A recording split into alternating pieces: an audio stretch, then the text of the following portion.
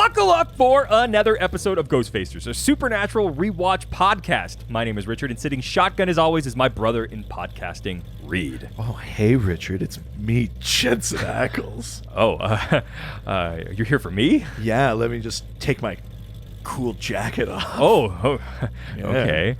Actually, you know what? I'm only going to wear the jacket. Oh, yeah, that's Only better. the jacket. That's better. Yeah, I like that. Yeah, let's do this. Yeah. Oh, my God. Climb into my car. Oh, my God. Yeah, all right. Let's get into this. Reed, Richard. What? Richard, we're doing the opening. I'm... You all right, bud? I've been waiting for you to do the opening. Yeah. Can you come over here and record the opening right now? Yeah, can you put on this jacket? Let's get into this.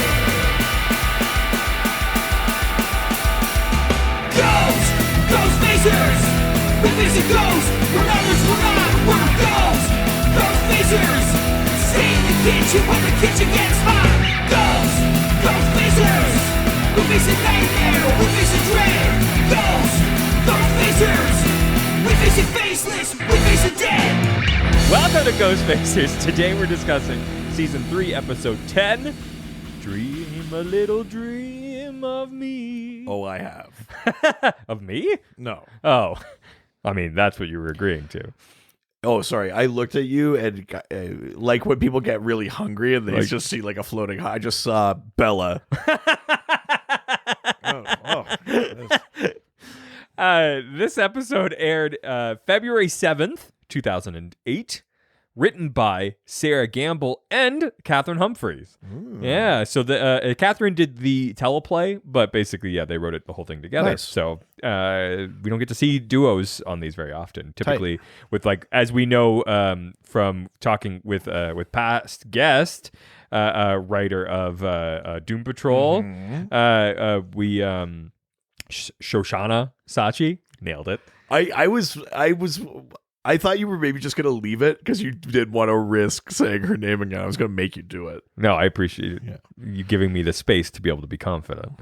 Well, you know. Typically, the head writer will just go, here's the episodes you're going to do, and each writer kind of will get one or two episodes a season or something. So depending on how big the staff is. So it's cool when you see people team up for episodes. This was directed by Steve Boyum. And viewed by an estimated 3.02 million viewers. Nice. Back up from last A bit increase. Yeah, absolutely. I think it's because Bella's on. I'm sorry. Just heads up. Warning up top. Bella got to me this episode. I forgot about this episode. Oh, don't worry. It's her attractiveness is undercut slightly. So, is it? By who it's with. Oh, yeah. I mean, he doesn't deserve it. No. He doesn't deserve it. I deserve it more than... Do you? No, but still. More than, yeah. All right, well, let's watch the promo for this episode. Sure. Next Thursday, take a trip to the dark places of your own mind.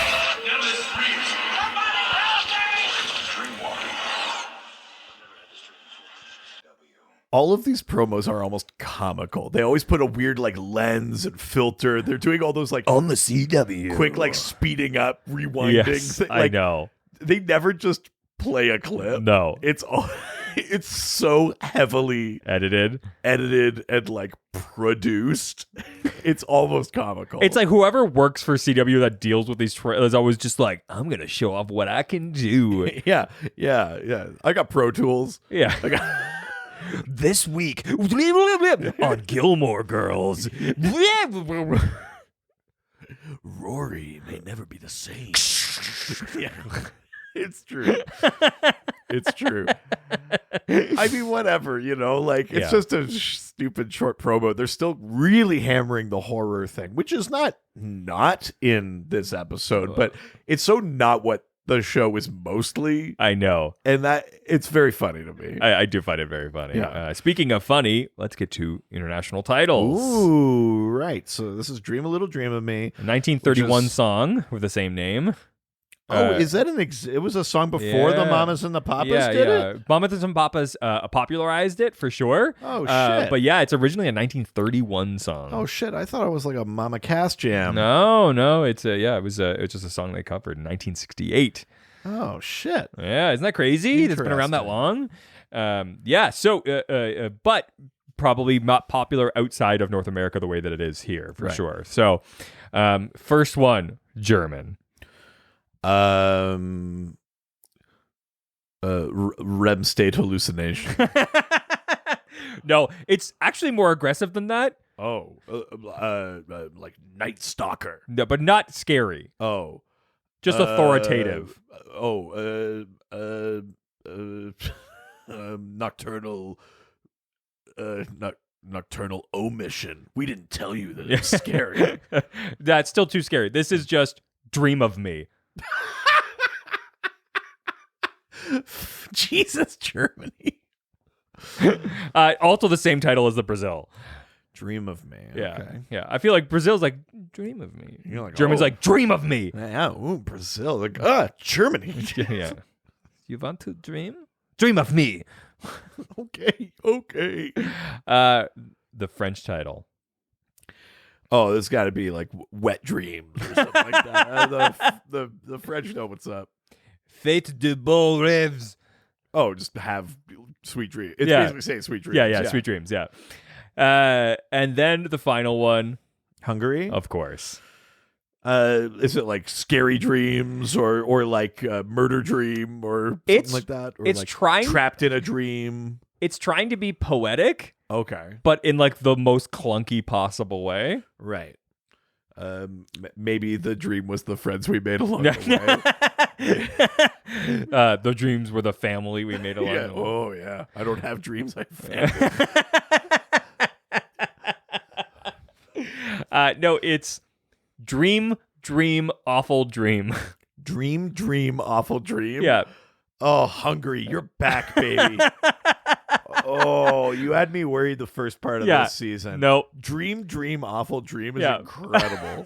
Dream, comma, awful dream. Be like, yeah, awful dream is good, but like, we actually have like a minimum character limit for episode titles in Hungary. Dream, awful dream. It's so bad. Because this it's also one's going to make you scream. Yeah, but you never get an opportunity to know what the song is, so it's just dream, awful dream. I like the idea that maybe in Hungarian it's like dream, awful dream. Dream, awful dream. It's our same of our pop song that we have. Yeah. Oh, I was just singing "Dream a Little Dream." But Oh, with other lyrics. dream, awful dream. Dream of dream. Yeah, so that's the Hungarian title. Way to go, Hungary!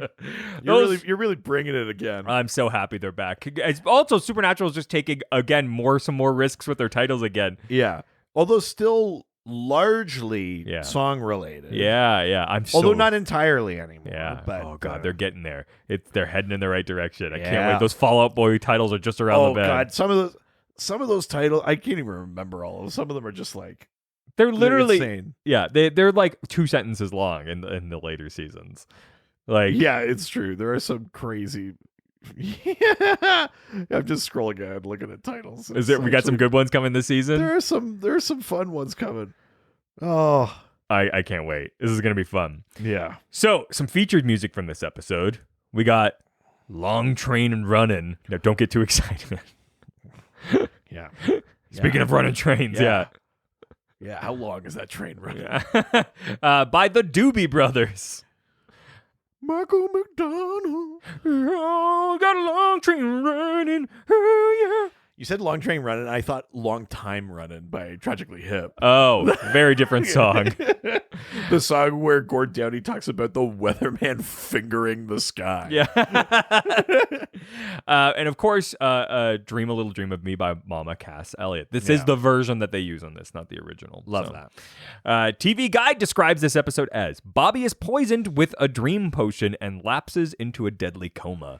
So Sam and Dean take the potion themselves to enter the dream and save him. But to do so, they must confront their own personal nightmares. I love this. Yeah, great concept. Love it.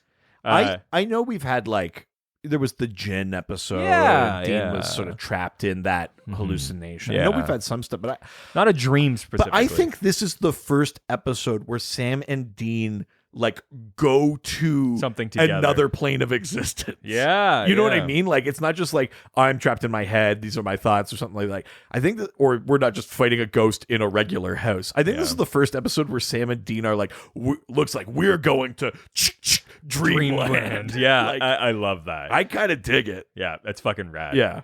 Great concept. But before we start talking about the episode, let's get into Dad's journal and talk about some of the real world lore. Yeah, let's see what the lore says about dream walking. Yeah. I'm dream walking better than Dream Weaver. Dream on, dream on. So many dream songs. Oh, yeah. Yeah. Yeah. I can't wait. I can't think of any. No, yeah, it's that was it. Never mind. There are 3 dream songs.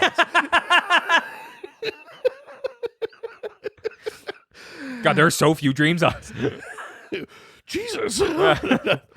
Yeah, so dream walking. So to dream walk is to enter or interact with or otherwise manipulate the dreams of others. Have you ever had a lucid dream? We'll get to lucid Okay. dreaming. I have. Oh. Not like directed, Yeah. not like guided. It's just sort of happened by accident. Oh, yeah, exactly. But yes, I have.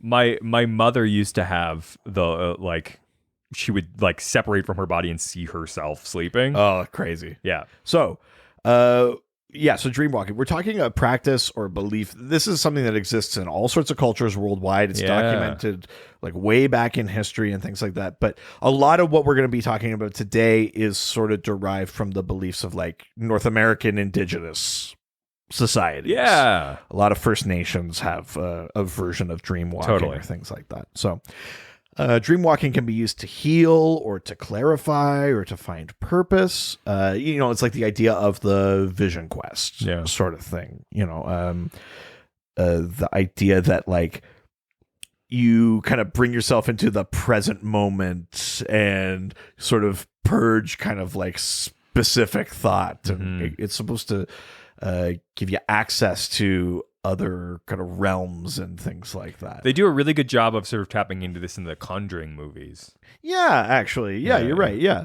The ultimate goal is to expand your perspective, to think and experience existence on a different level and that sort of thing. Yeah. Many shamanistic practices believe that the dreamscape is not necessarily just contained to a person. It's not like you're just I'm going into your dream. Yeah. It's about accessing other worlds or realms or places of existence. Western culture, you might sort of ascribe that to Carl Jung's collective unconscious sort of idea. Yeah. But it's actually kind of beyond that.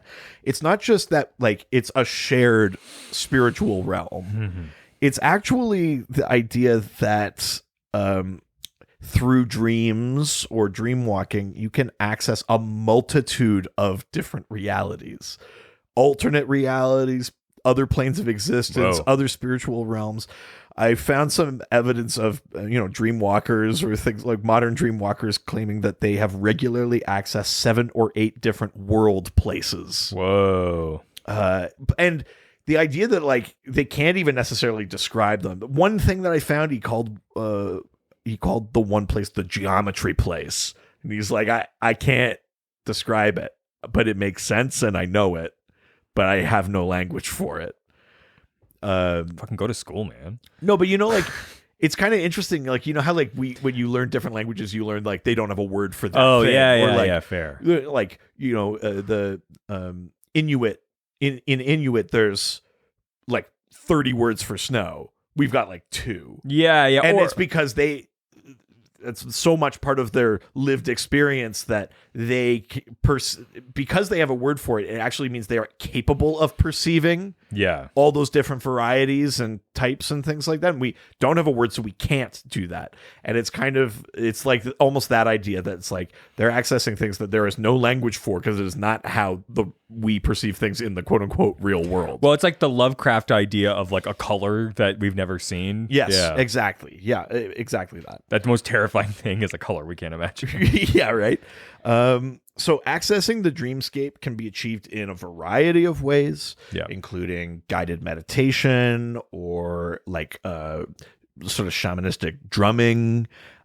or lucid dreaming, sweat lodges, use of substances. Think about like using peyote or something like that for like a vision quest. All of these things are supposed to, get you to that place. You think of like the practice of like, get me to that place. think of like the idea of like yogic meditation, right? About like that sort of true kind of Zen thing where even those, the studies on, what do you call it? On like magic mushrooms Or like ayahuasca. or stuff like that. The idea, it's like, it's more than just like, I feel high. It's like, you're actually like changing how you perceive things. Have you ever done anything? It's the first question I should ask. I mean, yes, of course I have. Would you do like ayahuasca? Have I done ayahuasca? The tea, yeah. I may have. That's a disturbing thought that I you don't may have done remember. something. Listen, if you go back far enough, there's a lot of things I don't remember, but that one I may or may not have. I'll just play it safe and say I haven't. Like, have you But ever I have transcended? I have done mushrooms. Have you like transcended and feel like you've gone to like a different plane? I don't think I've ever had like that real sort of spiritual experience. Yeah. That some people have on those things. Be with Bella, you might. However, I will say even if you don't necessarily believe in the spiritual aspect of it, there is just very obviously when you alter how your brain is perceiving things, you just get a different perspective on it. It's the same thing as learning a different language. Yeah. It's the parallax vision of the same thing. You look at a lamp when you're like lucid and sober, and it is a thing. It's very concrete. You look at it when you're on mushrooms, and like, it's not that you don't think it's a lamp, but maybe you feel like you perceive the dance of light differently, or things like that. Whether or not those things are objective reality or layers of existence or things like that, stuff is like undeniable. Yeah. And which is part of the reason that there's so much research into magic mushrooms or LSD or things like they were using it for mental health disorder research and stuff like that. Like, there's a reason for that. It's like, if people are already perceiving the world differently, how do we kind of guide that process? Yeah. It all ties back to these kind of practices that are sort of like dream walking. So I did want to talk about the lucid dreaming thing. So there's references to lucid dreaming all the way back to like ancient Buddhist texts, Greek antiquity, all this stuff. But essentially, the dreamer becomes aware that they are dreaming, and they gain a measure of control over dream characters, locations, actions, narrative. Yeah. Think like Neo in the Matrix. Yes. Once you realize you are in a false, like, artificial creation, you can start to exert control over it. Yeah, and I've done that. You definitely have done that? Yeah, 100% I've done So that. there's a couple of there are some different definitions of what constitutes an actual lucid dream. Yeah. So the first one, I think this is maybe an old version of it. There's sort of 7 things. So awareness of the dream state, awareness of the capacity to make decisions, awareness of memory functions, awareness of self, awareness of the dream environment, awareness of the meaning of the dream, and awareness of concentration and focus. And those were sort of like, if you checked all of those off, then a scientist would be like, you lucid dreamt. Congrats. Yeah. And then there's a different sort of study from this scientist called Deidre Barrett in 1992, who examined whether lucid dreams contained she said there are 4 corollaries of lucidity. So one is that the dreamer is aware they are dreaming, of course. Objects disappear after waking, so they're not hallucinating. Yeah. Physical laws need not apply in the dream. And the dreamer has a clear memory of the waking world. Yeah. So if you do those 4 things, that's lucid dreaming. The one that I had, I've got a crazy fear of heights. I don't know if we've talked about it on the show. Not this one. I have an insane fear of heights. Yeah.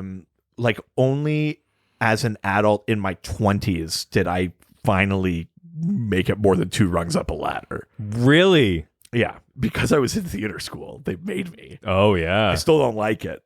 but I can do it, but I don't like it. Yes. I have crazy fear of heights. But I always used to have this dream where I would start jumping, but I'd keep gaining momentum. So I'd jump, and then the next jump would be higher. Oh, and okay. further, but the dream was always like the falling. Uh-huh. And I always was worried that my knees or my legs were going to shoot up through my body when I landed, because it was almost like I would kind of part wake up in it, and I'd be like, this is not how jumping works. Yes. This is a dream, but like, I am just me. I'm not invulnerable. I'm falling. Like, Yeah. it's great that I can jump this far, but like, I am not prepared for the landing. Yeah. And I would like, I'd kind of have like, I don't think I ever like lucid dreamed so that it's like, but fuck it, I'll fly. Like, I Yeah. never did that. But Oh, like, okay. I was definitely like aware. I was like, this is a dream. I hate this dream. I'm going to hurt myself. I got to find a way to wake up. Like, Oh, wow. that kind of thing. I used to have that a lot. Wow. Yeah.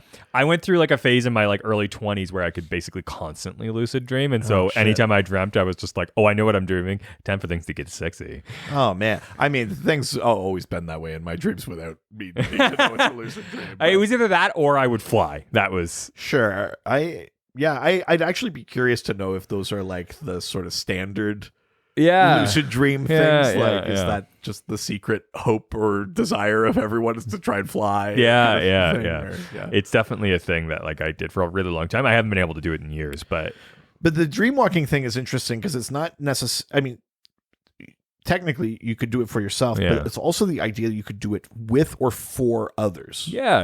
And that's a very kind of fascinating sort of thing. How often do you remember your dreams anymore? Anymore, not super often, unless it's something very weird. Or not even that weird, actually. I had a dream last week that my favorite sumo wrestler finally won a tournament again. Wow, God. It was huge. Shooting for and the it was like, stars. back was against the wall. We pulled it off on day 15. He won the Basho. He Wow. won the Emperor's Cup. It was incredible. I- Tochinoshin, now only a winner in my dreams. Wow. Yeah, in your dreams. Yeah. Yeah, literally. Yeah. I only dream now if I have like bad food before I go to bed. Oh, That's like the it's only a time. chemical thing. Yeah. Only it's the only time I ever remember my dreams is if I eat like fast food or something right before bed. Or like candy and chocolate. Like I had one a couple of days ago that I remembered because I ate a bunch of Reese's and chips before bed. I will admit that I've had dreams where I'm put back into the context of a memory from Oh. like high school or something wow. like that. And I relive something very specific, but it's slightly different because it's a dream. Yeah. But it's using the memory as like the base construct where it's like, I remember what happened on this day, but then something goes off from that. And then it's like, and I wake up and then I have to think a little bit about like which version happened. Oh. I wake up and I go like, Wait. so did I get slapped and do they hate me, or did the other thing happen and I'm fine? Yeah.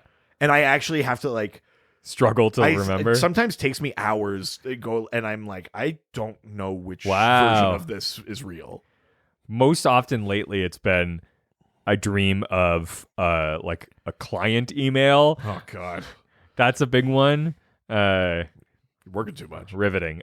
Or that I found like a really cool comic book online that I got for nothing. Yeah, one of us. One of Those are the us. two big ones. I used to have the like the like right I think maybe like within 5 years of like quitting working in restaurants, I used to have like restaurant nightmares. I used to have theater nightmares that like years later it would be like a show I did like 6 years ago, and they'd be like, "You're late. Get in costume. Get out." It was like, I don't remember my lines. Yeah. Like, literally the actor's nightmare. Yeah, basically the exact same thing. I would where- have that all the time. Maybe And this was even in the last 5 years. I've had the dream where it's like you're suddenly working in a restaurant you used to work at. Yeah. But you're like, it's now. And so all the things that I know how to cook there, I don't know if they still make there. Do you have the thing in that Yeah. kind of dream? Like, this is what I would get in the theater one. Yeah. I'd get pushed out on stage and I'd be like, I don't know the lines. And then I would just start saying stuff. It's very obviously not the lines of the play, but the audience is going with it and the actors on stage are going with it. And then in my head, I'm like, I am doing the lines of the play, but it's very clearly not. I'm just going like, forsooth, yon window. But like, I'm just doing fucking Shakespeare, like sounding stuff. And then you wake up and you go like, that's not a speech in that play. Like, I kind of know that play. That's not in there, but everyone was fine with like No, your brain yeah. fills it in where it's like, no, you did succeed, but when you think about it, you're like, I did not. No, mine is like, why don't you know how to make the right stuff? I don't understand. Oh, weird. I did have a dream the other day that I was performing at Saturday Night Live as like the band. Musical guest. Yeah. And so I got to perform, and and the person who was the guest, I don't remember who it was, but they also really liked it. Yeah. Interesting. Yeah. I did a great job. Elon Musk. Yeah. Oh no, boo. No, it's Garth Brooks and performing guests. You telling me that Garth Brooks had a full different alter ego? That was a great moment. That blew my mind. Oh yeah. Chris Gaines. I had no idea. That's wild commitment. To Isn't a that band. incredible? I love it, but It's it's so fucking crazy. And it's that such someone as big as Garth Brooks even has to. That's like, I assume like if like a metal band decides to put out a country album and they just put on like cowboy hats and stuff, like that's what it feels like. Yeah. When we're wearing these leather masks Yeah. for Slipknot. Yeah. But otherwise, I'm Jethro Tullins. Wow, really big stretch there.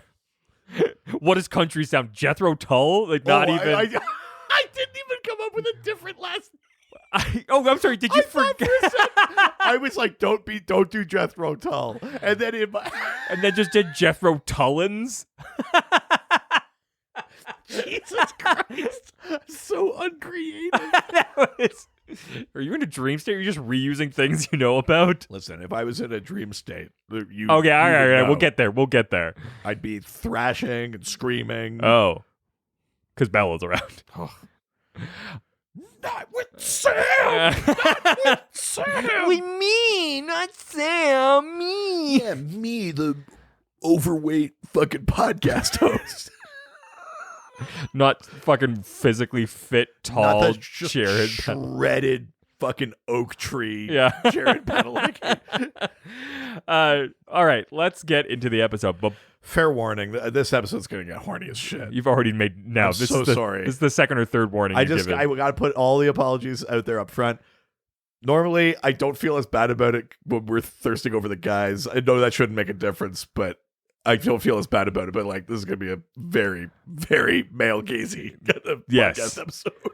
So before we talk about the episode, it's a bit of behind the scenes stuff. So deemed by series creator Eric Kripke to be his homage to the film Dreamscape. Have you ever seen that film? I haven't That's a good actually. one. The only dream kind of movies I've seen are the Freddy Krueger. Oh, okay. Yeah. Yeah.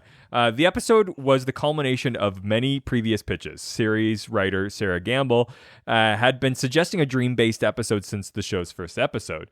But it was not until the third season that writers found the concept feasible. Although Catherine Humphreys was selected to pen Dream a Little Dream of Me due to her position on the writer's rotation, she was teamed up with Gamble to develop the story. On this pairing, Humphreys commented, "I think that we complement each other well. Sarah's great at really scary moments, and I'm pretty good at some of the connective tissues and putting stuff together in the larger landscape."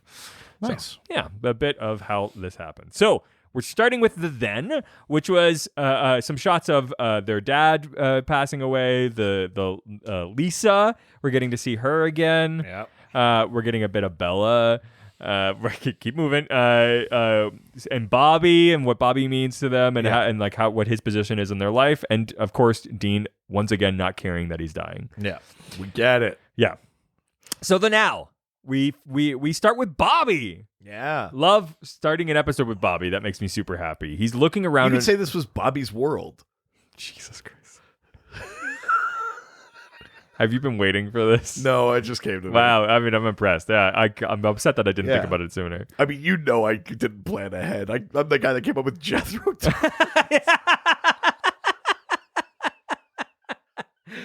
Yeah, you know that country guy Jethro. Don't say it. Tullins. Nailed it. I really thought. Fucking nailed it. I really thought I changed. No one will guess where I got this name. I added an ENS. Fucking creative genius. Copywriter for a marketing agency.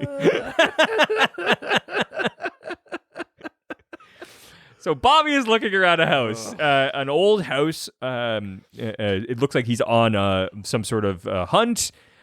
He's got a flashlight, and that's when suddenly a woman jumps out and attacks him. Yeah. And that's basically all that we get there until he suddenly is inside of a motel room asleep. That's the next immediate scene. Do we It's not see him like hide in the? no, Oh, no, that's no. It later, just eh? gets attacked, Yeah, and you're then right. suddenly the scene cuts to a maid entering a motel room. Oh yeah, she's And- like, "Oh, sorry, sir," and Yeah. then like kind of realizes he's This- not moving. This is such a funny response because she comes in and is kind of like most maids. If you like came in, were sleeping, they'd be like, "Oh, excuse me." But then if you Jim woke up, they'd be like, "Okay, are they dead?" And then when you clearly find out that this guy is sleeping, I wouldn't start screaming. Yeah, because she does come over and like check his pulse. Yeah, right? yeah. She like feels his arm, and then she's like, "Sir, wake up, sir, help me." Luckily, they cut in between of him still being attacked by the woman in the house, so Yeah. so it does ramp it up a bit. But like her response is totally unwarranted. Yeah, because he's still sleeping. Like, Yeah. at a certain point, as soon as you know he's not dead, get out of the room. Yeah, It doesn't matter if he sleeps like the dead or Yeah. whatever. Like, yeah, yeah, I agree. But they got to get out of the hospital so Sam and Dean get called. so funny. So I agree, though. Seems disproportionate. yeah, and then that's like your scary cut, basically. If it wasn't for them cutting to him being attacked continuously, it would be so funny to see just like, "Sir?" Doesn't she? Yeah, it's true. It's true. Like they're old friends. Or Yeah. something. Yeah. So funny. I know Bobby, and Bobby would never sleep this long. Yeah, exactly. So funny. So we then cut to the beginning of the episode. Sam is in a bar drinking alone, and Dean enters, wondering why he's drinking whiskey at 2 p.m. Yeah, and this, I just love that Sam is like, "I'm trying to be more like you." Oh, it's such a funny It's like what? I know. It's like It's like, even if that is true, it's like you're doing it wrong. The Yeah. things you need to be more like Dean about is like maybe a bit more aggressive, Yeah. a little bit more, tough, willing to make the hard choices, that sort of thing. Not like you're not like a method actor. It's like, I really got to get into the Dean headspace. I go to the bar at 2. it's like somebody at like a supernatural convention trying to pretend to be Dean. That's exactly what it is. It's And he's very like- funny. He's like, "You go to the bar, you go drinking, you pick up chicks. Why can't I?" Right away, scumbag Dean. Yeah. Dirtbag Dean looks around and goes like, "Slim pickings Yeah. around here." It's like, So funny. these uggos, they wouldn't get the Dean. Yeah, but then he immediately loses his role and like starts getting super emotional. Yeah. And he's basically like, he admits to being upset about being unable to save Dean because he's like, "Oh, okay, so we can't save you apparently." Because he's been drinking. Yeah. Yeah. He does the thing where Dean's like, "Tell me what's going on." And he kind of like, where someone's like about to say something and then they're like, "No, if I say that word, I'll cry." Yeah. And he does a couple of those like, Yeah. before he like says anything. This is an overacting moment for sure. It's not bad though, actually. Like, as far as Jared acting moments yeah, go, yeah. I kind of was on board. Yeah, with he didn't this. do that weird like He's- choking He's like not overplaying the drunk Yeah. thing. He's not over crying. It's actually, I think, like him trying to hold it back Yeah. works with the character, and it like I actually think it plays pretty well. for sure. Other than the weird setup of like, I need to be more like Dean. I'll get drunk at 2. But there's this really interesting line where he goes like why don't you want to be saved? He's like, "Why do you care so little about yourself?" It's funny though because he said that before in Yeah. several episodes. But though I It think the does seem way to that he hit a says it in little here, different, yeah. It just hits different. Yeah, God, I'm cool. the vibe. Yeah. Dean, before he can answer, he gets a call on his phone and he Yes. answers it. And by his reaction, something not good. Yeah. It's the hospital, and Bobby's in a coma. Yeah. So they immediately you basically just see him go, "What? Where?" And then they drive off. Yeah. They arrive at the hospital. Bobby's in a coma, and the doctor tells them that he doesn't know what's causing it or how to treat it. I mean, this doctor, whoever's playing this doctor, actually does a pretty good job here. Yeah. As an actor, Yeah. because he has to both be like, this scares me, and Yeah. I do not know how to help your friend. He has to be very sincere about it, but he's also essentially just being like, "We don't know, can't help. Whoopsies. We won't try anything. 'Cause Nope. we don't." Like, Yeah. I guess he's just here now. Yeah. Welcome to Bobby's new home. You have insurance, right? Yeah, yeah. So Sam and Dean decide that they're going to go check into Bobby's motel. I did actually think about that a little bit in this episode. It's not the first time we've been in a hospital and stuff. Yeah. But like, I guess in the States, because it's not single payer, Yeah. it doesn't have to go through insurance. Yeah. Theoretically, they could run the credit card scam Yeah. on the hospital. But just the idea of being in a hospital and being like, charge my visa is so foreign. It's so fucking weird. I mean, even if you say the government isn't paying for it, there's still the assumption that it's like there must be some sort of insurance. And I was like, how do they run that scam? How do they run it through a third party thing? And I was like, oh, I guess they could just, when they go to check out, they just put a fake credit card down and then Or I was pretend to have an insurance company that doesn't really exist. Like, I'm sure there's lots of but ways. like just the idea of like when you use your credit card at the hospital, and I was like, man, that's a nightmare. Yeah, those two things shouldn't go together. That's like using it at the church. Like, Yeah, it does feel. I know that's a point of privilege of being in Canada, Yeah. but I was like, whew, that's maybe the scariest thing in this episode. in the show, period. Yeah, Uh, they're in the hospital a lot. yeah. Yeah, it's crazy. Yeah, they should stop going after them for credit card scams and just go for There's a hospital lot of scams. like Lester S. Like credit cards getting maxed Yes. out. They definitely can't like go to the same hospital twice. Yeah, right. Like So Sam and Dean. Yeah, it's his cooler counterpart, Jeans. he went into the reverse Urkel machine. Oh no, I'm Gene. Ghost, ghost. No thanks. I love Star Wars. Yeah, He still likes the same thing. He's just not cool. yeah. Let's find chicks. Ladies. Says all the same things too. So Sam and Dean check out Bobby's motel room. Yes. And they're basically looking around being like, there's fucking nothing in here until they open the closet. I kind of get what they're doing here. They're looking around for like, where are Bobby's notes? He's clearly on a hunt or something like that. And there's no notes anywhere. Because Yeah. when Sam and Dean go into a motel room, there's shit everywhere. Yeah. But then they go to the closet where, first of all, Bobby has hung up his clothes. I've never stayed in a hotel room and put my clothes in the drawer or No. hung them up. No. It's already crazy. Yeah. But I guess if you're staying there for weeks. But also he's put up behind the clothes is where he's Yeah. put up his pinboard. yeah. And you're supposed to imply, A, Bobby is smarter than they are. Yes. You know, he doesn't want just random people finding his shit. Yeah. Whatever. But also it's like not that well hidden. No. Like you can see it past the shirts Yeah. even before the Yeah. like it's I don't know. It's I was like, I kind of get it, but like I don't know if this works. Yeah, not really. But he's got all these It's research not like clippings. this is the old trick where I rip up a bit of the baseboard and I put, Yeah, like yeah. it's nothing like that. It's just like I put a shirt in front of it. Yeah, the maid won't check in the closet. It's just so- also, and that was the other piece. I was like, so does he still have the room? Oh yeah, that's an interesting He's in thing. the fucking hospital. Why isn't all of his shit out of there? Yeah, that's very true. You'd think like they would just like pack it up, give it to the Yeah. cops or whatever. They'd be like, we'll stick it in the hospital room. I mean, it's a grim thought, but I bet people will die in hotels constantly. Probably. Yeah, like Every bed you sleep in a hotel has either been fucked in or deathed in. death. Yeah, really deathed in that Yeah. bed. Yeah. I dated a girl once who worked at a hotel, and she definitely Ugh. somebody died when they were there. Yeah. Yeah, God, I mean, the things you must see working at a hotel. Yeah. She was a cleaning crew too. So Oh. yeah.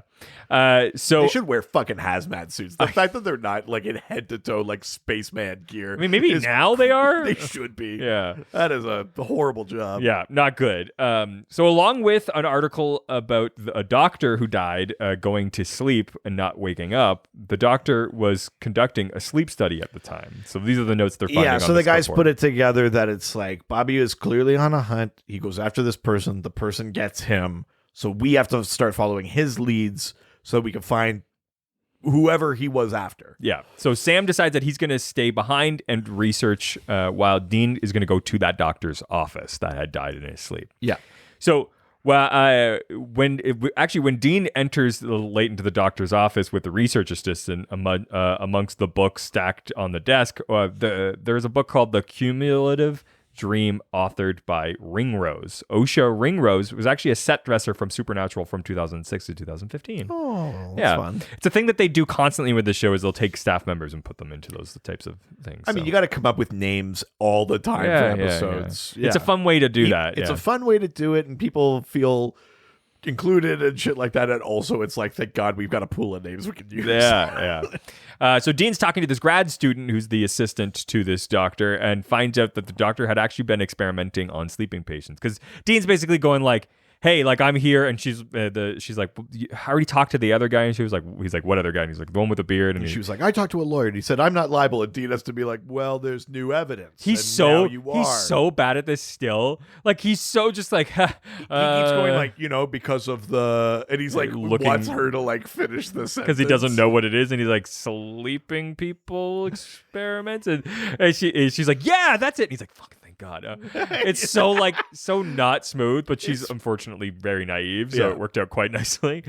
But she basically says, she was like, look, I wasn't a part of it, but I didn't know that he was doing this, but we find out that he had been experimenting on some of them. So his next step is to then go find one of those people that he had experimented on, right?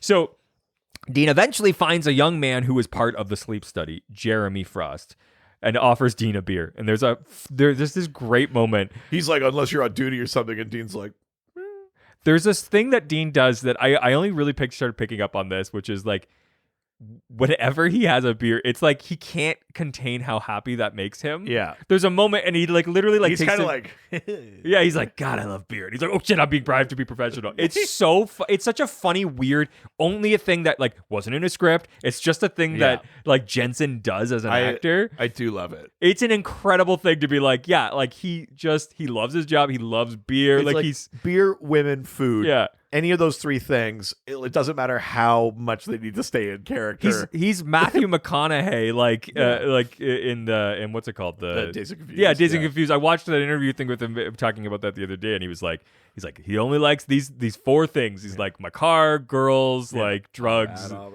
Yeah. It's like that's exactly who Dean is. That's true. Yeah, so funny. So he takes a beer. It is a good moment. Like it made me laugh. Yeah. Oh, 100%. It's just the look, because he's about to turn and be like, "Yeah, buddy," and then he's like, professional." Anyway. Yeah, but it's such like an instinctual thing for him to be like, if I'm drinking a beer, I'm having a good time. Yeah, it's like Pavlovian. Yeah, so good. He's conditioned. Such a great actor moment. I love it. It's very funny. Yeah. So Jeremy apparently has a condition where he can't dream naturally, and the study allowed him to dream by drinking a tea made of African dream root. Yes. So back at Bobby's hospital room, Sam tells Dean about the African dream root, which allows people to enter other people's dreams. They surmise that someone killed the doctor this way and now is going to go after Bobby. Yeah. And someone at some point has mentioned, like, how is Bobby not dead? And we get like a cut of this is where it is. In his dream, Bobby is fighting for his life because he's fucking Bobby. Yeah. Everyone else is too soft to make it this far, but Bobby is Bobby, and that's the only reason he's still alive at all. Yeah, he's screaming in his dreams, hiding in a closet from whoever's after him. Yeah. Dean suggests that Sam and he take the dream root and get inside of Bobby's dream to save him. Sam points out that the dream root's really hard to come by, so Dean suggests contacting Bella. So, Sam is on the computer and hears a knock at the door. I'm sweating. Bella comes in wearing a beige trench coat. She suddenly then takes off the trench coat. Oh my God. Revealing lingerie underneath. Oh my God. She kisses Sam and they lay on the bed in passionate heat. Oh, God, yeah.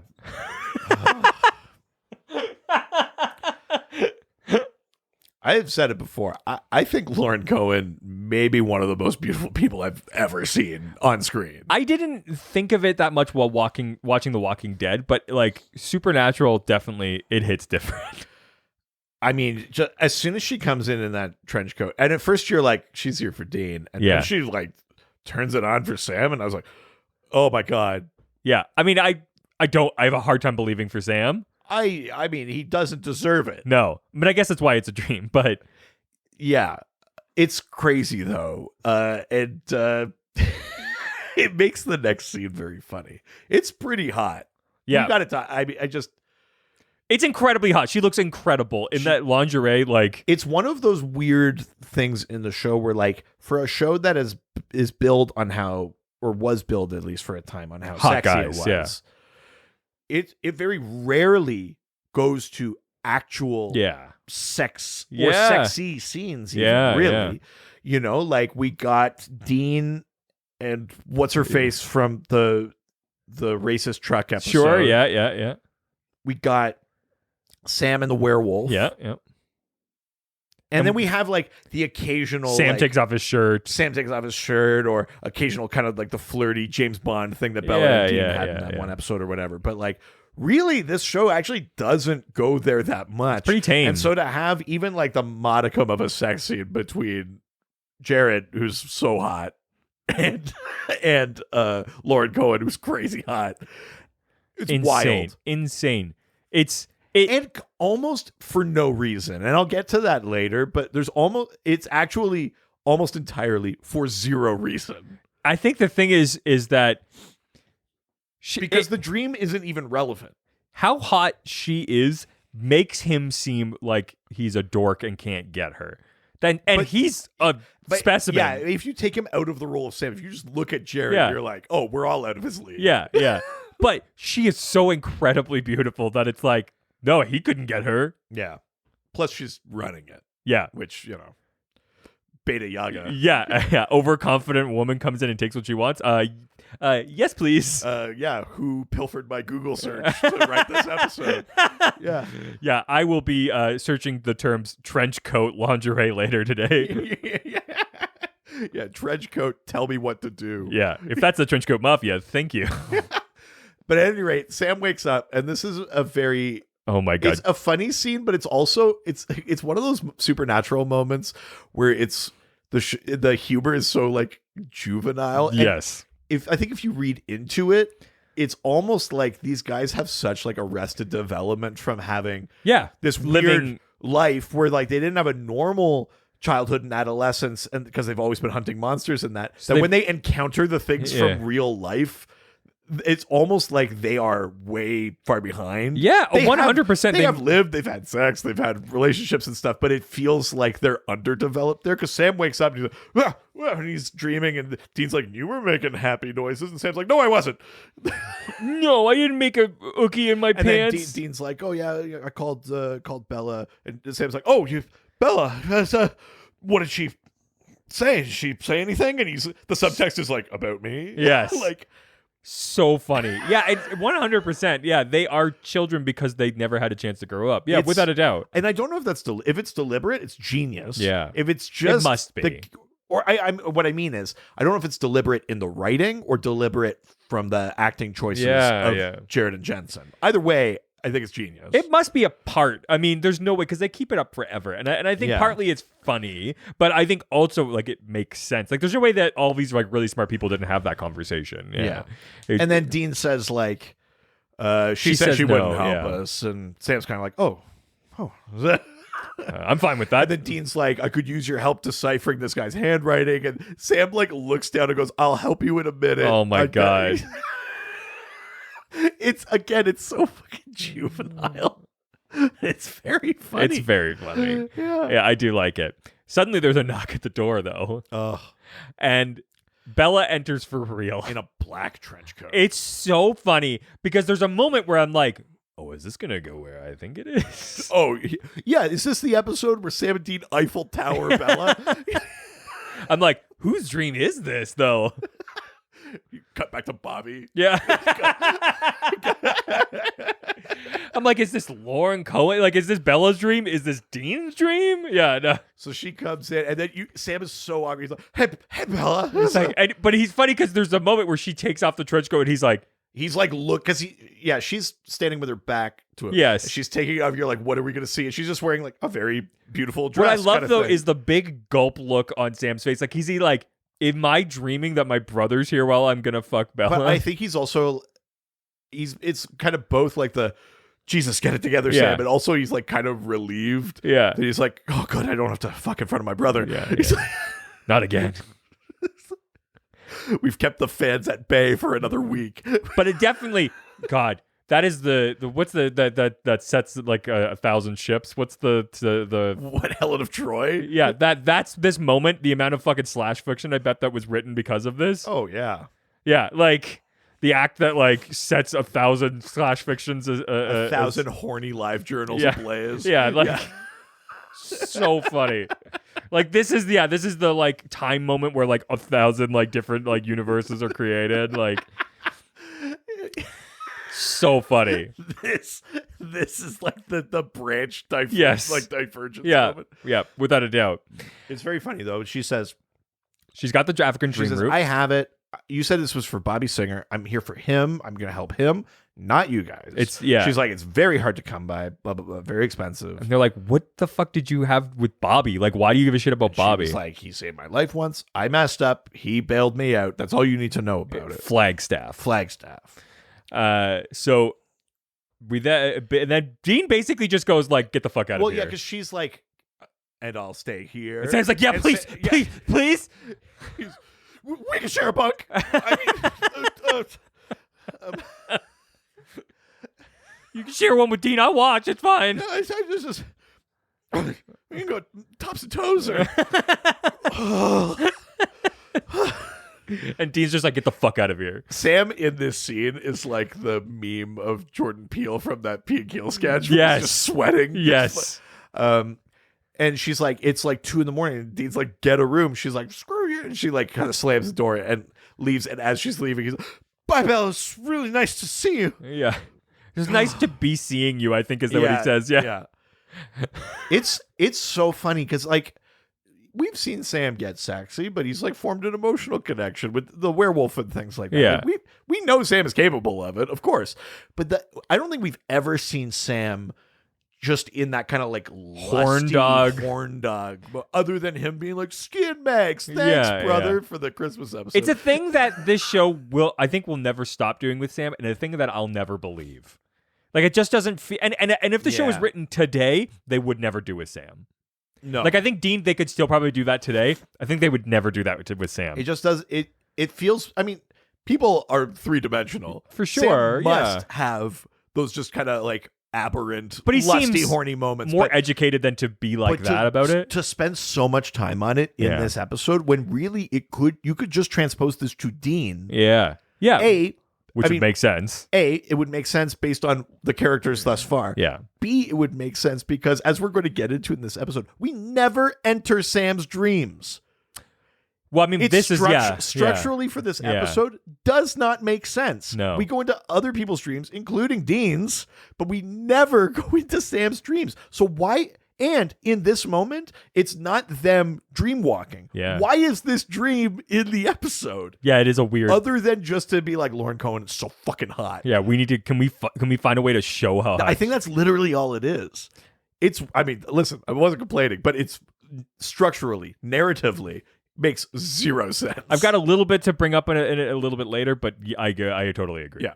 So Sam, then we see him making 2 glasses of tea, and they go to sit down to do it, to drink it, and just as Dean's just like, all right, bottoms up, Sam's like, oh wait, shit, put Bobby's hair in it. Yeah.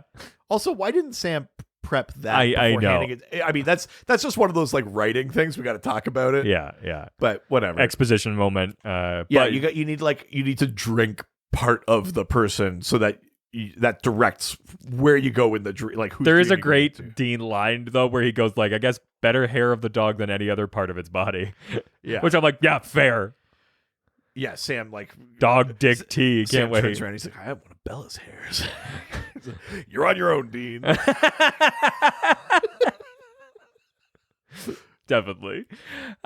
So they drink it, and they're sort of like still in the motel. And I like this. It's a great way of doing it. It looks like nothing happens, and then it's one of those things where it's like they go to the window and it's raining, and they turn around and they're in a different room. Yeah, it's a great effect. The way dreams kind of feel, where it's like, yeah, I'm in my house, and then you go like, oh, my high school gymnasium is not in my house. Yeah, you go like, oh, I'm in my high school. Yeah. Dreams it's like fucking do that all the time. It's like it's my house, but it's also not my house. I've got to say, I'm going to say it right now, and I'll probably repeat it later. Bella's hot. I get it. I was actually going to say something else, but yeah, sure. Let's spend more time on it. No, this episode Yeah. does a better job of evoking what dreams feel like, Yeah. even when they are relatively realistic, Yeah. than fucking Inception. Yeah. I mean, I Fair. know the point of Inception is that you're trying to make a dream so real the person doesn't know they're dreaming because it's a Yes. heist thing. Yeah. But could you imagine making a movie about dreams that is so fucking boring? Just a bunch of gray suits and vans and Yeah. shit. Like, even in the dream, Tom Hardy's like, oh, mustn't be afraid to dream a little bigger. He just has a slightly bigger gun. It's like, where's the fucking tank? What's wrong? Ugh. I really like Inception, but that always bugs me. It's like, you made a dream movie and there's not one beach blowjob. Wow, that's a very specific thing. Oh, and I wrote that to Warner Brothers. I mean, I guess at one point they are on a beach, but Yeah. that's a Yeah, very... you're hearing Edith Piaf Yeah. very slowly. Oh. God, that must feel great. But honestly, like this move of go to the window, turn around, different room. Yeah. A move we'll get later where you think you're in the woods, but then it's wallpaper. There's a couple of really good little camera tricks Yeah. that really bring out the sort of delirium and disorientation of dreams. Yeah. Really effectively. They actually do a great job of that. I'm going to give them the Nolan. It's like a Hummer, but instead you go, Bwah! I think that's called a Zimmer. Yeah, That's a fair, hot Zimmer. fair. Yeah, God, yeah. Give him the old Zimmer. Yeah. Get the old Zim job. It's a Hans job. It's a HJ. It's a Hans job.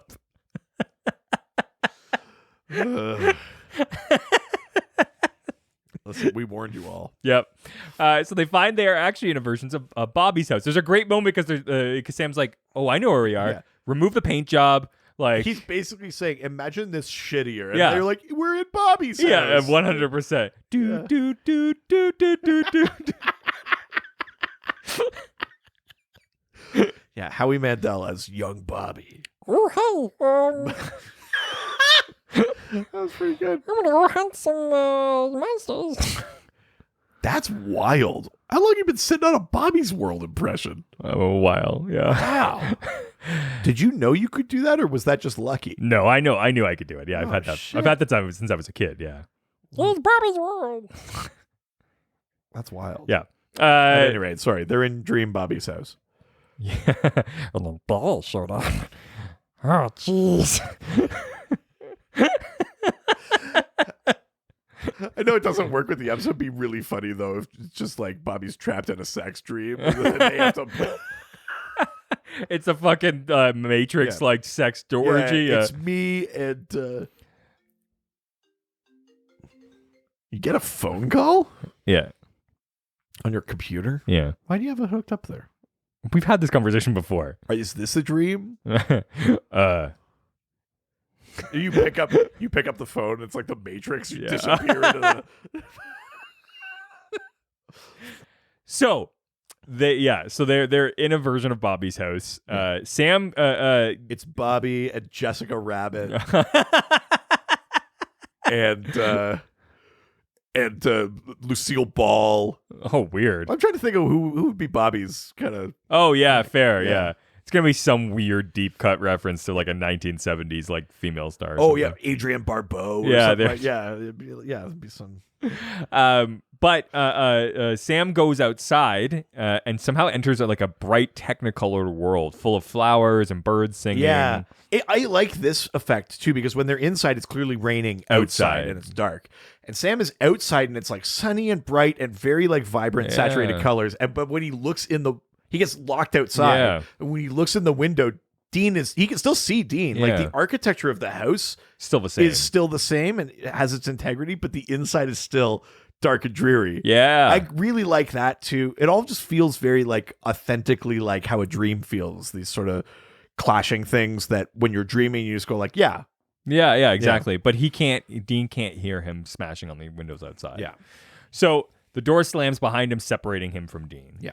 Dean searches throughout the house, but then finds a closet with the light open, and he can hear Bobby yelling from inside of it. Yeah, and he finds Bobby, and Bobby's like, Dean, what are you doing here? And He's like, it's a dream. Dean And- is trying to tell him it's a dream, and he's like, it's not.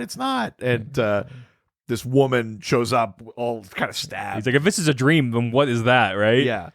And stabbed and bloody. And Dean's like, who's that? And Bobby goes, that's my wife. That's my wife. The woman confronts Bobby over why he stabbed her, which at first, like, the first time you see it and you don't know, and she's like, why did you stab me? And it's like, oh shit. And he luckily of course says that she was possessed. It's a very emotional moment. He says, like, I didn't know what I know now. Yeah, I didn't know I could save you. Which is heartbreaking, right? And she says, you just wanted me dead. It's crazy. Yeah, it's a heartbreaking moment because it's also like the realization that it's like, oh, if this had happened now, Bobby could have saved her. Yeah, it's just a piece of information he didn't have. But also, like, to this point, Bobby has been, Bobby is part of the family. We've set that up a lot. Yeah. He's someone important to them. But to give us like this background on Bobby, we're like, oh, like, we're gonna learn about Bobby. Yeah, he's not just fucking Yoda. No, and we don't learn anything. Like, we actually get some shit out of this. It's pretty cool. Yeah, it's also heartbreaking. Very. So now outside, Sam suddenly gets whacked in the head by a baseball bat. Yeah, and it's the kid, the stoner guy, Jeremy. Yeah, who's angry to find Sam there because he hasn't met he's Sam. Like, you don't belong here. Yeah. Why are you here? And he's like, what the fuck are you doing here? And he's basically like, you should treat me with some respect. I'm God. Yeah, he says, I'm a god in here. And you're like, oh, shit. Yeah. And we then cut back to Dean and Bobby. Inside, Dean convinces Bobby to take control of his dream because they're basically locked inside of this separate room and they just keep arguing and being like, he's like, no, you are... There's a really great moment because Dean goes like, you're like a father to me. I'm like a father to you. Yeah, I've been like a father to you, Dean. But he's like, he's like a really emotional sort of scene. I'm something of an emotional wreck myself. Yeah. But he says, he's like, you're like a father to me. I can't lose you. Like, you need to believe me. And he does kind of slowly, come around to it. And he goes, you're dreaming. Take control of it. And Bobby kind of closes his eyes and he makes his crazy dead wife disappear. Yeah. So, which is pretty cool. The writers always knew his history would be grounded in family. Reflecting this, the original teaser of this episode depicted the supernatural deaths of Bobby's children. While eating dinner with his family, his children's throats are supernaturally slit. And they would ask Jesus. And they would ask him, "Why, Daddy? Why did you let this happen?" Oh my God. I mean, it's already heart-wrenching enough. That is a full 180 from like, look at this fun, sexy romp to like, why? Yeah. However, the writers could Jesus Christ. However, the writers could not determine where to go from there. Which is an interesting thing because they think about the trailer first and then they... Because when you look at the wife and how she's been stabbed, it's clearly kind of like random, probably defensive, like Bobby was on the defensive or whatever. But like, why would Bobby slit the throats of his kids even if they were possessed? I know. Like, that's deliberate and careful and like, but also, why would a ghost slit a throat? Like, that does not even... Well, I don't... But no, isn't the idea that like he would have done it, but he's just seeing it happen? Well, it says his children's throats are supernaturally slit, so I don't... Oh, okay. So... Crazy. So fucked up. Why, Daddy? Why did you let this happen? Jesus. So dark. That's the nuclear option. Yeah. However, the writers, could not determine where to go from there. So, of course. Following Humphrey's earlier pitch of Bobby being an expert exorcist because of a previous failed exorcism, the focus changed to Bobby's torment about killing his demonically possessed wife. Right. Crazy. Which I think works better. Yes. Also, I think it's maybe too on the nose where it's like, Bobby had kids and he had to kill them. Now you Winchesters are my boys. I know. I kind of like it better that it's just... These are the kids he never got to have. He never got to have them. Yeah. And there's... maybe it doesn't make that much of a difference. I like it better, I think. Yeah.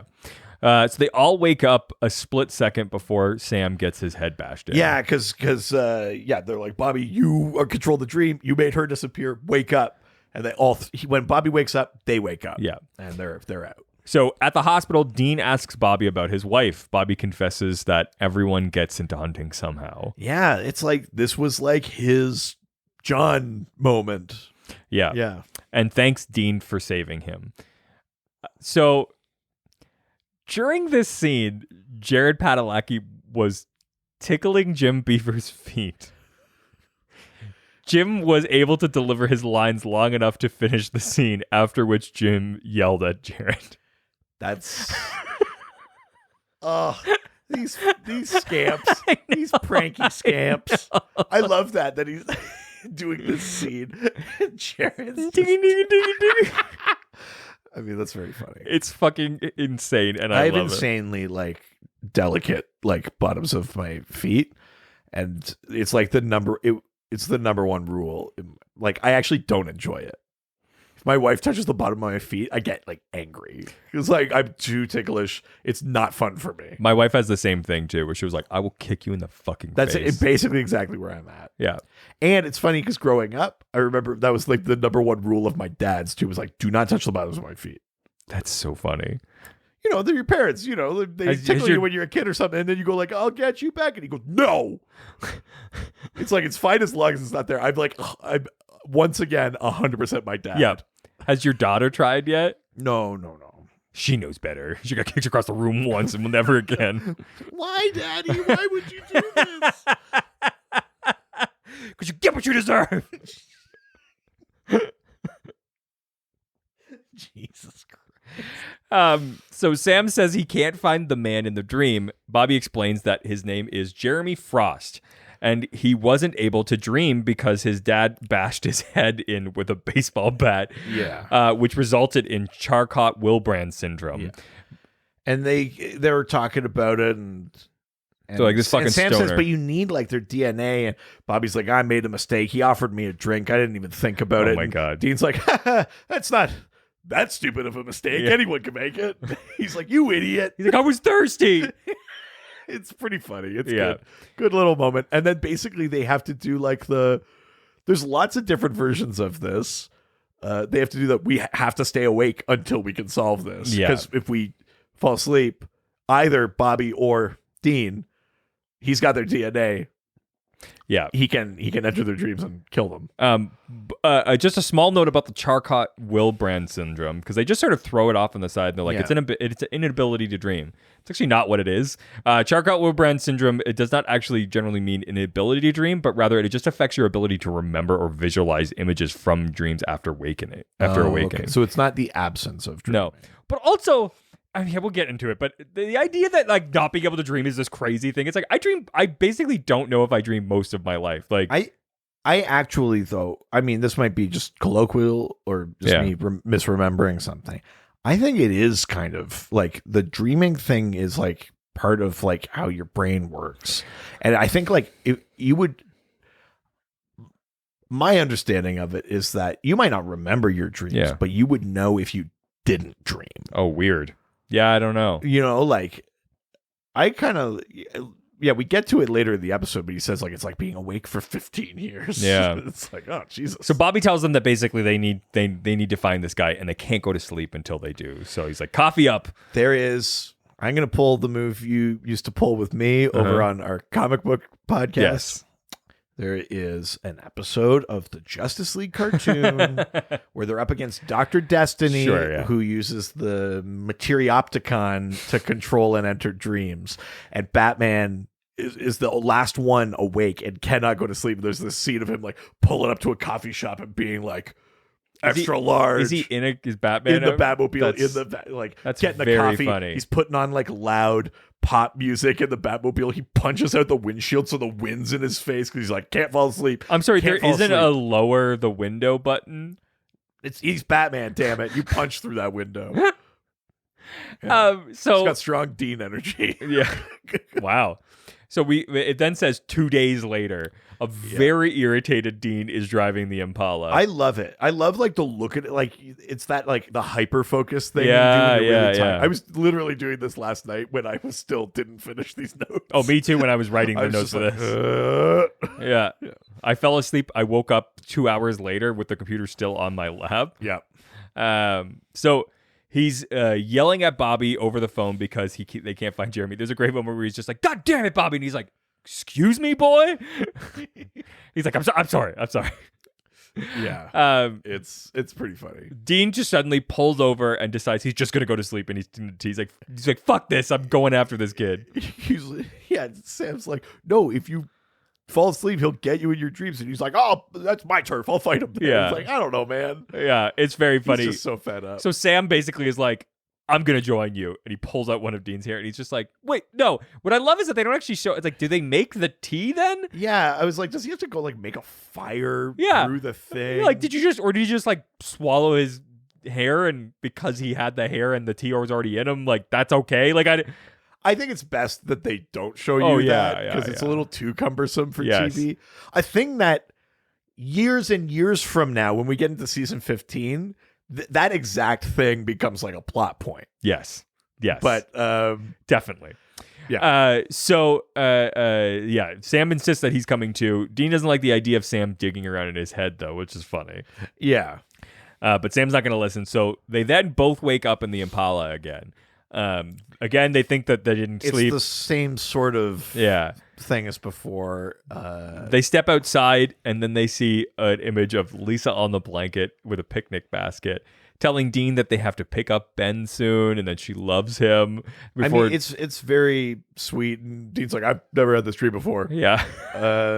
It's very sweet. You know, we know that Dean has like a heart in there. He's a very sweet guy that just never got the chance to actually like have emotions. Totally. And things like that. Lisa also just looks fucking slamming here. In a very different way, yeah. It's that sundress thing. Yeah.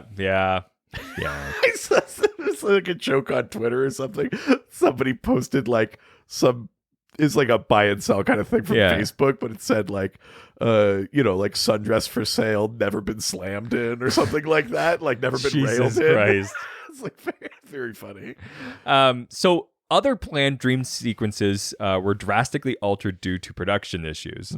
One such scene made to look like an 80s style film stock and had Dean confronted by Jason Voorhees from Friday the 13th. Wow. So they were really going to go for Yeah. After production cleared the rights to the use of the character, Kripke made everyone view Friday the 13th, the final chapter, to help them create the perfect facsimile of Jason. However, the film studio that had granted permission realized a few days before filming it that they actually didn't have the rights anymore. So the studio that granted the rights didn't have them. No. So in dire need of a new concept, the writers recalled Sam's dream sequence of Bella. Since Sam below his soft exterior is revealed to be a horn dog, the writers wanted Dean to have the opposite. Right. So that's why Dean desires a normal family. So they had Cindy Sampson reprise her role as Lisa Braden, Dean's love interest from The Kids Aren't All Right. On retrospect, Kripke prefers this scene over the Jason because it is more illuminating of Dean's character. Yeah, I mean, and that's always going to be more interesting. I mean, listen, the other thing is fun, and Supernatural also knows how to do that too, where it's like, this is silly and wacky and fun. Yeah. And there's a place for that, but it's always more interesting if we learn something while it's happening. Yeah. It was interesting in the Witch episode to learn something about demons while that fight was happening. You could have just done a fight, and that's cool shit. Totally. But so Sam then spots Jeremy in the woods, and they both go running after him. I know. I know. Compared to other people, Jeremy is like a god in there. He probably has more dream walking experience than many. Yeah.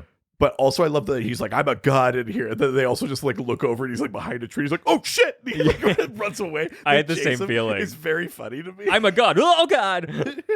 But Dean falls behind and finds himself alone in a long hallway.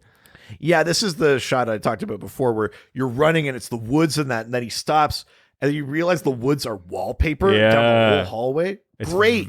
Again, just the feeling of the disorientation of dreaming. Yeah, it's great. Sam looks for Dean in the woods while Dean enters a motel room and sees someone at the desk. Turning the light on, a dream version of him turns around. Oh, yeah, it's Dean, baby. Again, another thing that lights 1,000 fires. Yeah. Yeah, Dean looks into Dean's eyes. There's Dean grabs Dean. Yeah, there's no way that this doesn't have so many slash fiction episodes. And here's the best part. You know, the Wincest thing is problematic, but even Disney has told us that being True. romantic with yourself is fine. Yeah. Disney told us it was fine. So Go it's watch fine. Loki.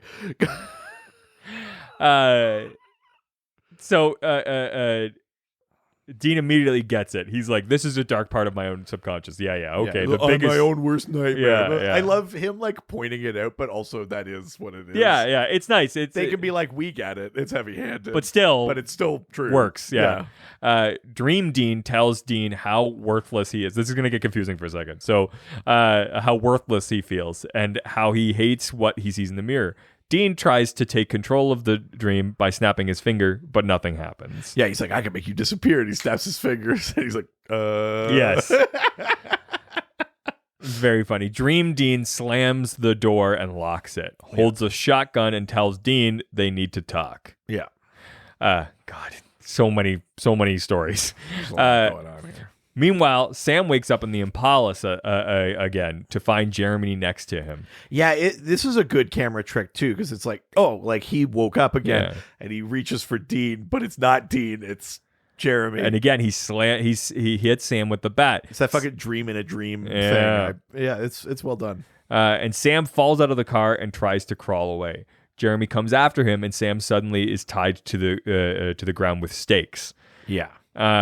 Jeremy says he's stronger with each dream, and Sam and Dean aren't waking up this time. And he starts fucking like misery beating Sam. Like he's like smashing his shins and shit, with his knees and stuff. It's brutal. Yeah. Dream Dean berates real Dean, telling him that he's nothing without Sam. Yeah. Everything he owns was his dad. This is a great moment, actually, and I love this. It's a real deconstruction. Yeah. It's like his dad thought he was a good soldier and nothing else, and doted on Sam while not caring whether Dean lived or died. Yeah, he's like, Dad loved Sam. He doesn't give a shit about you. I just love the line. He's like, your jacket's your dad's, your music is your dad's, your car is your dad's. He's like, Daddy's blunt instrument. Yeah, you have no original thought of your own. Like, it's so real and good. Like, it's fucked up. It's crazy. It's a really good moment for Dean. Yeah, totally. Dean fights back in a rage, calling his father an obsessive bastard. Yeah. Who couldn't protect his family, which is also, whoa. Geez, so many family issues here. I know. Who let his wife die and who wasn't there for Sam. Yeah, he's like, I was there for her. Yeah. Abandoned. Like, oh, God. There's fucking Jared, man. Just give Jared the episode. Jensen. Oh, sorry, Jensen. Oh, no. Oh, sorry. my God. That one scene just like changed your I was perspective. thinking about Bella. And it scrambled my brain. Dean. I've been thinking about Bobby and Jessica Rabbit. Dean says he doesn't deserve what his dad put on him, and he doesn't deserve to go to hell. Yeah. Great realization. I love this moment. Yeah, he grabs the shotgun and shoots Dream Dean, symbolically killing the self-loathing part of himself. It then transforms into a black-eyed demon version of Dean, a manifestation of Dean's fear of his impending death, and a transformation into hell because of the deal he made with the Crossroads demon. This is what you're going to become. Yeah. Holy shit. It's an intense scene. And then we keep like intercutting to Sam getting his shins fucking beaten. Initially, they actually had planned for Jeffrey Dean Morgan to reprise his role as John, who would browbeat Dean within the Dreamscape. Right. When they learned that Morgan... This works better. Yeah. When they learned that Morgan was busy filming Watchmen... The writers instead found inspiration in the junkyard scene from the Superman 3 film. Which they reference in that scene. Which I He's love. Like, I'm my own worst nightmare, Superman 3 junkyard. But which is great because they literally go, oh yeah, we know that this is also from that thing. So before you can even say it, we're acknowledging it. Yeah. In which good and evil versions of Superman confront one another. Kripke noted, however, that the conversations between the two Deans still focus on John. So whether he's there or not, it's still the same sort of outcome. I do think that works better. Like John is like a weight on them. To have him there makes it more like external. Yeah. But if it's Dean arguing with himself Dean, about his dad, who is not there to defend himself or provide context or anything, it's like then it's just about. It's not really about John. It's about Dean. Yeah. Like, and John is just this weight around his neck. Totally. Yeah.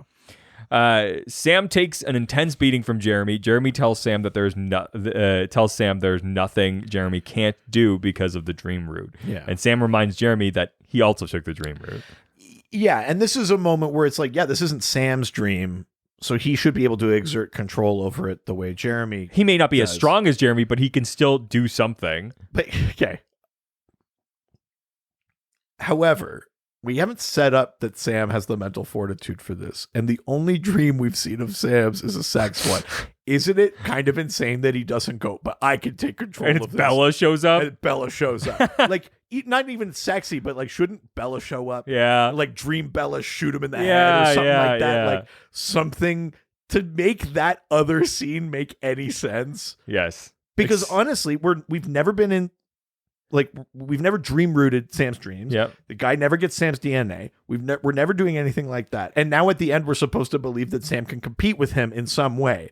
So if we're going to put in a random scene of Sam dreaming about Bella, maybe that is the vivid thought that he has in his head, and she shows up and dream caps this guy. Like, doesn't that feel like it closes the loop in a way that isn't just like, we just had to show how fucking hot she is? Yeah, well, I mean, partly that, and also just going like, it's a Dream episode. Sam dreams too, remember? Like, yeah. You know what I mean? Yeah. Like, I feel like it's not quite tidy enough for sure, me. yeah, that's fair. Though what they do does make sense. Jeremy's father appears. Yeah. Because before that, they go, oh, yeah, we understand. Because when Bobby starts talking about this guy, he goes, oh, yeah, his father was a big piece of shit. And Jeremy's actually really smart, and his dad was a fucking asshole. Yeah, it does make sense. You know, like yeah, he defeats him with, he's like, you got Dean facing his daddy issues? Well, here's yours kind of thing. The solution's probably more just remove the scene of Sam, his dream. Definitely. Yeah. But if you were going to clean But it if up. you're going to have that in there, Yeah. you got to bring it That's back. a solution, yeah. Jeremy's father appears, and Jeremy is frozen in fear, giving Sam the chance to deliver 2 sharp whacks to the head with the baseball bat, killing Jeremy. Yeah. Which Although, theoretically then kills him in real life, too. yeah. I guess I didn't think about it. In a scene we're about to get to, when everything is sort of wrapped up, Bobby does say, are you sure this isn't tied to your psychic thing? Yeah. So the other possible move here is that we need another psychic thing, or like that, like it hasn't happened in a while, and then maybe it's not a dream. Instead of him hooking up with Bella, he just sees the scene and then it happens again. And then we go like, oh, Sam's having the psychic thing again, and then you're like, oh, and he used his mind powers in the dream. Like, there's a couple of different types of moves you could do to tidy it, I think. Yeah. And none of them happened. Definitely not. So Sam and Dean then wake up in the Impala. Yeah. And this time they're not dreaming anymore. Yeah. And Bella's there. And she doesn't have enough money for the cab fare. There's only 3 ways out of this, Bella. Oh, no. Back at the motel. Oh, I get it. Yeah. That's not what I was thinking. Gas, grass, or ass. Yeah, that wasn't the 3 I was thinking. Oh, my. Back at the motel, Bobby asks Sam if the ability to enter Jeremy's dream had anything to do with his psychic stuff. Sam says no, but he's not really certain. Well, yeah, Sam says no, and then he goes, well, actually, I don't think so. Yeah, he's very defensive about it, and then he realizes he shouldn't rule it out. Yeah. Dean says he can't find Bella, and upon discussion about Bella's motives, Bobby says that all he did in Flagstaff was give her a good deal on an amulet. There's actually a moment where they're trying to find Jeremy, and there's a scene with Bobby in the motel with Bella, because she's suddenly back and is like trying to like search for ghosts who may know something. That's right. And he's like, why are you helping us? She's like, don't you remember Flagstaff? And he's like, yeah. And then, he's like, I just gave her a good deal on a fucking amulet.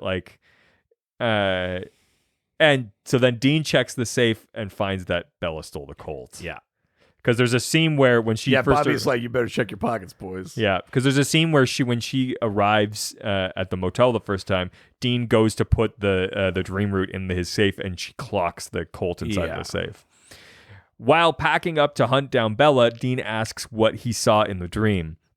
Sam only saw Jeremy, and Dean lies, saying nothing happened with him except for that he was looking for Sam. Yeah. They get into the car, and Dean admits to Sam that he doesn't want to die and he doesn't want to go to hell. Sam promises that they'll find a way to save him.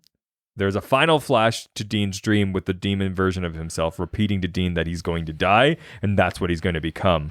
Then he snaps his fingers to end the dream. And that's the end of the episode. Yeah. So one just sort of note about the sort of dream sequences thing from a production standpoint that's kind of cool. So to distinguish the dream sequences, director of photography Serge Ledouceur, very famous photography guy, used full blue lighting in the backgrounds. Normally he uses like half. That the seamless transition between the dream scenes were accomplished by compressing the background with a long lens. Yeah. So yeah, I just thought that was kind of neat. That's awesome. So yeah, that is the end of the episode. So what did you think? I like. What do you like about this episode?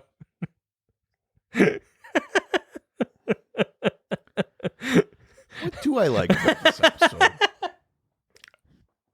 No, I mean, I think that I do enjoy about this episode, Sure. and I do think it's true. This is the first episode of Sam and Dean going somewhere not real to hunt together. Yeah, you know, like it.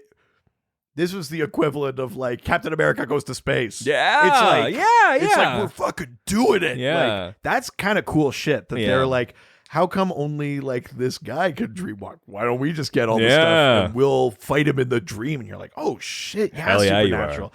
You know, because we know we know that like hell exists. A bunch of demons crawled out of it, but they didn't go into hell when the gate opened. You know what I mean? Like, this is our first time going into this like other realm. I think that shit's really cool. I love how the dream stuff is shot. I know I talked about it, but like all those little camera tricks and the little moves here and the fake outs and all that kind of shit works so well. You know, it's not that these are like crazy, like, you know, pink elephant dreams. Yeah. But it's just that kind of like the bewilderment of like you think you know where you are and you turn around and you turn back and you're somewhere else, but it's still consistent. Like, you're still there. And that's how dreams work all the time. I think they do a really, really good job of capturing the feeling of that. It's, you know, it's nice to use just those like in camera tricks or just be like, they've been walking through the woods. We know people are accustomed to seeing the woods. Now let's make the whole hallway woods. Yeah. And you go like, oh, it takes you a second. You kind of go like, oh shit. How long has he been standing there? Yeah. You kind of do that in your head where it's like, when did they make that change? Yeah. It's very like, I don't know, it's very crafty. It feels like the stuff that makes the first season of Supernatural so good, which is like, we've got no money. Yeah. And we're going to pull this off. Yeah. I really like the ingenuity of that. I think that works really well. Concept is really cool. I love learning a bit more about Bobby. You know, like the emotional stuff that for Bobby and for Dean is heavy and great. Like really solid work being done there. Obviously, like structurally, the Bella thing, I guess they just need her there to steal the Colt because that's a move for the season. For a future episode. But the Sam Dream thing, I mean, other than... So would you rather it not be in the episode? I didn't say that. Don't put words in my mouth. I'd rather they just release that as a separate webisode. Maybe flush it out a little bit more. Okay. All right. It just like structurally doesn't work. There's a big inconsistency there. And then the sort of throwaway piece about the psychic thing and if that helps Sam, like I feel like these things were afterthoughts where they were like, yeah, Sam beat him. And they were like, did he beat him? And it's like, have Bobby ask about the psychic thing. Yeah. Like some of it just a little clunky. Some of that's just a little bit clunky in an otherwise like production and so concept wise, very strong episode. Mm-hmm. So for me, I'll probably give this one, I would give this one 4.25. Please God, let it happen to me. I don't know if that's a thing, but sure. It is now. Yeah, I mean, I'd mostly agree with you. I think there's a few more sort of fumbles in my opinion. I think that the villain kind of lacking. Sure. I would have much rather it had been the Doctor. Here's the problem, though. The Doctor thing, we talked about it. The Striga thing makes that Doctor thing so strong. This is the problem, is that they're getting to this point right now with the just sort of like having this monster of the week sort of like different supernatural thing is starting to become challenging to not repeat themselves. And yeah, you can change the monster out, but the monsters aren't like drastically different. The setups. Once you start like getting into like all of the different types of like supernatural things, you start it where in the plane in which they're working right now, it becomes like, well, I guess it's like we're dealing with like dream states, and it's like, well, we already had that. We had the fairy tale one, and we had the Striga one, and it's like I agree. It becomes more and more challenging under these, and it's like, yeah, it's a cool idea, but I feel like there may have been a better way to do this, and because of that, we get this really lackluster villain who's like, you don't get enough reason of why this person's so talented. They just say that, oh, he's super intelligent. It's like, I agree. Like, as a character, very like underdone, and then to have him be so prominent as a threat in the dream is a problem. It would be better if like the villain or the threat was just dreams. Yeah. Because then you don't have to worry about him so much. But then it shouldn't be him beating Sam. Yeah. It should be that he makes something Sam is afraid of. Yeah. Beat Sam. Exactly. And then you could do that move where Sam makes Bella show up and kill the thing. Yeah. Because then you don't have to bring in the dad because it's not about the guy. Because it's about dreams. Exactly. You know, like, yeah, I agree. Just feels like another like talented kid who can do something, and it's like it almost feels like he should have been one of the psychic kids. 100%. Yeah. You're right. Yeah, it feels just a little too loose, and it's like, well, he's the only one who was smart enough to figure this out. Like, I don't know. It just it felt a bit too clunky for me. Also, maybe the thing we haven't touched on is maybe that it's slightly problematic that we're using African dream root. We're talking about dream walking. These things that are tied to indigenous cultures, all white people, and it's just white people. And he's like, I'm a god in here. And you go like. Yeah. Shouldn't there be at least one? Yeah, I know. It's like the problem with the Victoria Dolls episode. Using hoodoo, and then they're just like, there was a black woman in that photo. Yeah. One point there was. Don't worry. Whew. Yeah, we never showed the doctor. Who knows what the doctor looked like here? Yeah. One of the things that I wish. So here's the thing: they did a really good job with Bobby in this, like getting that information. They do a better job later in a later season with this sort of story about Bobby. Definitely, and because I'm like, yeah, this is important. It ties the guys together a bit more. It like shows the vulnerability, and it deals with the problems with Dean. But it feels like that was the core of this, and then they were just sort of like, this other stuff's going on. I get it, but it just feels a bit too clunky, and it maybe never would have worked. Like, I don't know if there's a better way, except for that maybe other episodes didn't exist and they could better flush out the villain in this. And it just feels like a bit sort of clunky and sort of duct taped together. Sure. And a lot of like missing sort of connectors here that would have been important to sort of clean this up a bit, especially after last week's episode, which was very, very clean. This feels like it's missing a bit. Yeah, that's fair. So I am going to give this 3.5 sexy dream deans out of a 5 dean. So are you saying that I juiced my score because Sam was juicing Bell? I'm so sorry. I'm so sorry. Oh God. Have you no shame? I'm human. She's so hot. She was very hot. Yeah, look. I totally forgot that was a part of it. I was like, oh, I remember like a dream episode. And I was like, it got to that scene. I maybe said this last week, but we got to that scene. My wife only ever walks in on me watching Supernatural when it's hot, gratuitously violent or very sexy. Yes. And so I was like, I have to watch an episode for tomorrow. I have to. And she was like, all right, fine. I'm going to go do some schoolwork. Yeah. And she came downstairs right when Belle was like, Sam. I was like, pause. Zip back up. Like, just throw the TV out the window. I was online gambling. You're watching porn. Yeah. I walked in here.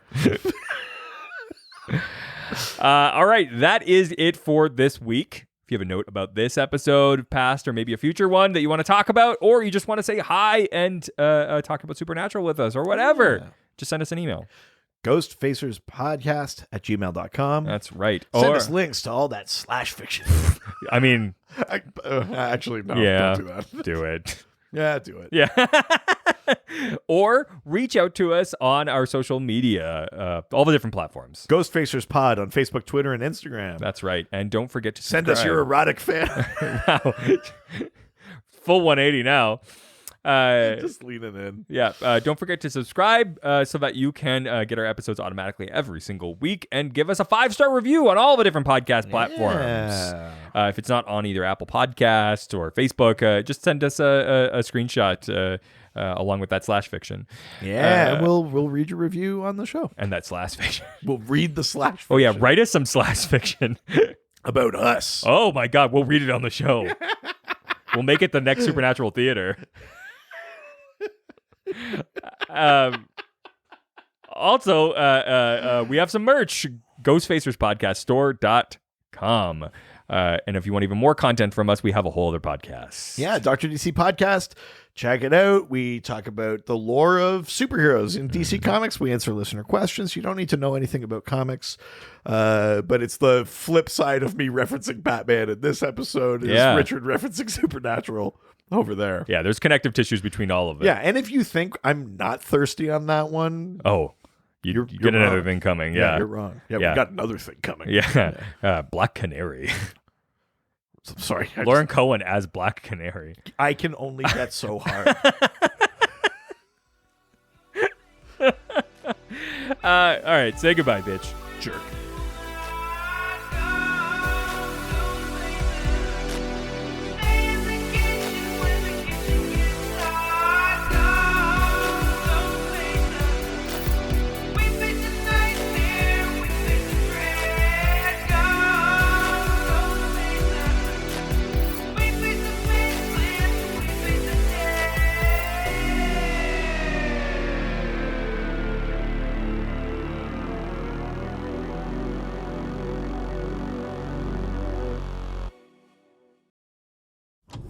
This was a Brain Freeze podcast.